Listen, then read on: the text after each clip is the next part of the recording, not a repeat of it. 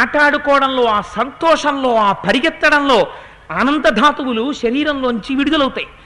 ఎంత విడుదలైతే గుండె అంత బలంగా ఉంటుంది.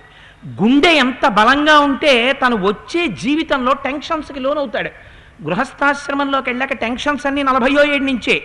తట్టుకోవడానికి కావలసిన బలంతో కూడిన గుండె చిన్నతనంలో తయారవ్వాలి. ఎక్కడ తయారవుతోంది? ఎక్కడ ఆడుకుంటున్నారు పిల్లలు? ఎంతసేపు 2 balls left, 4 balls required, nail baiting contest అని ఇలా అనుకుంటూ టీవీ వంక చూడడం. 1 ball left, 3 balls required.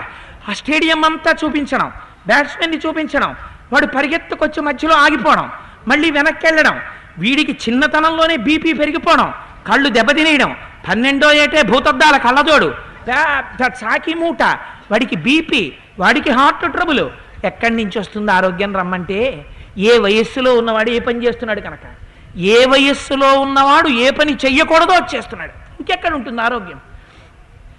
ఒక్క స్కూల్లో నాకు తెలిసి అందంగా, అసలు నిజంగా 9th క్లాస్ 10th క్లాస్ ఏజ్లోనే ఎక్కువ ఆడుకోవాలి పిల్లలు. ఎంత ఎక్కువ ఆడుకుంటే మేధస్సు అంత వికసిస్తుంది ఆనందంతో. ఆ ఆటాడుకోవడంలో, ఆ సంతోషంలో, ఆ పరిగెత్తడంలో ఆనందధాతువులు శరీరంలోంచి విడుదలవుతాయి.